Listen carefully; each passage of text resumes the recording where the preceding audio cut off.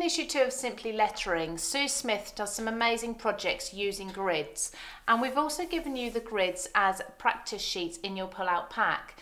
So if you've never used grids before, I thought I'd show you a little bit of a beginner's tips, because Sue's done some beautiful lettering in colours and such, but if this is your first time, you may find this a little bit simpler to do. So I'm going to lay over some vellum or parchment over the grid itself so I can clearly see it through there.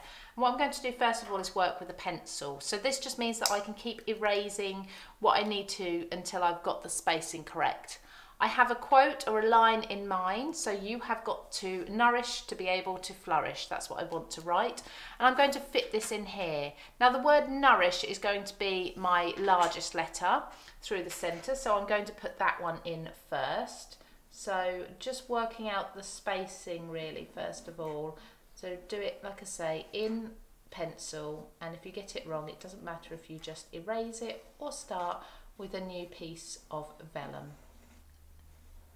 So I think that fits in there. Don't worry about going over the lines a little bit, it's not a problem. You don't have to strictly fit within these guidelines. You can actually overlap them if you want to. We're just looking for the main shape through there. So I've got my word nourish there, and also I need to put in my word flourish. That's a little bit of a larger word, so I'm going to extend it beyond where this box actually comes, because it's one of those words where I think it needs to match the style of the writing in the middle there. So just don't forget how you're spelling while you're concentrating on spacing. There we go. So then I need to fit in around it the rest of the quote. So you have got to will be up here, so split that in half. So I'll just do this roughly. So I always do my spacing rough and then I go in with my pen and finalise everything. So you have will fit on there. Again, you don't have to extend to the ends of each of the arcs here. You can do it in the centre, or you could stretch that writing if you want to. And then the word got to, do nice thin letters. There we go. So again, I'm just missing these two corners because I don't really have enough letters to fit in, but that's absolutely fine. And then I need to write to be able to. Now that's not going to fit in one line in this box. So what I'm going to do is very lightly draw an imaginary line through the centre of this box. Of course, use a ruler if it's easier. And then sketch your to be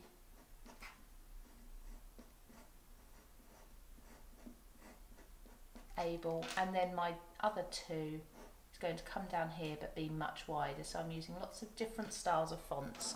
So there, I've penciled everything in. I'm happy with all of that, so now I need to go in with my pens.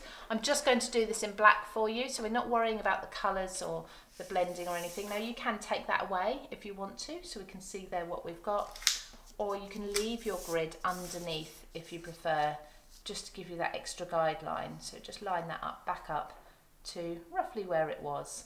Now I'm going to go in first of all with the less juicy pen. So this is my Pentel Touch, and I'm going to do what I would call my serif letters first of all. And as you do this, now you know you've got your spacing correct. You can actually neaten up your letters as you go along, or you could go in with your pencil and eraser and do this before you take your pen to the paper. It's entirely up to you.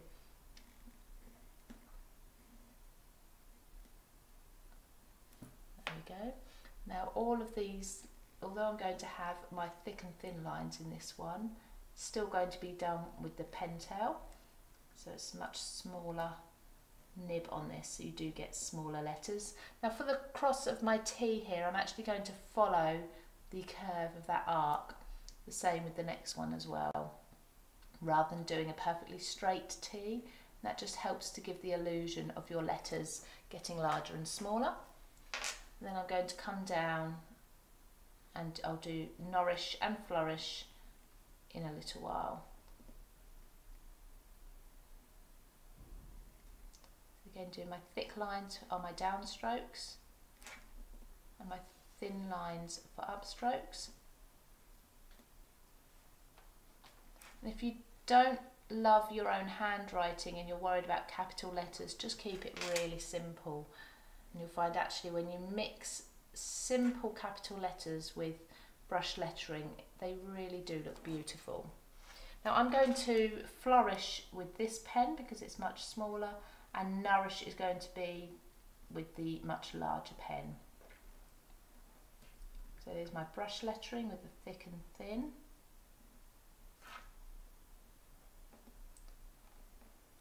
Before I go up and do the word nourish, I'm going to let this ink dry because I don't want to be pressing my hand into any wet ink. There we go. So I'll allow that to dry before I do nourish.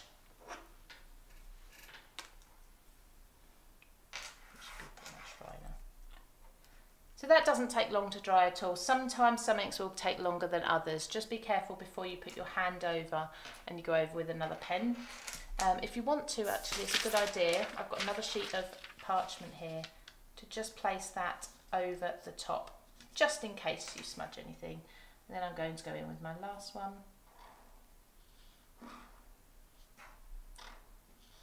So I'm using an Eke-Line pen here. These are now available on Craft Stash in lots of different colours. And you get really nice juicy nibs on them. And they're quite large, so you can do your larger lettering. The last thing I'll do later on, when this is all dried, is I will draw in that beautiful banner there. So I'm not worried about the rest of it, but I do want the banner in colour. So if I just take this away, you'll be able to see how we've got our spaced out lettering, nice and centred because we've already done that with the grid, and we've got a very different look to our brush lettering.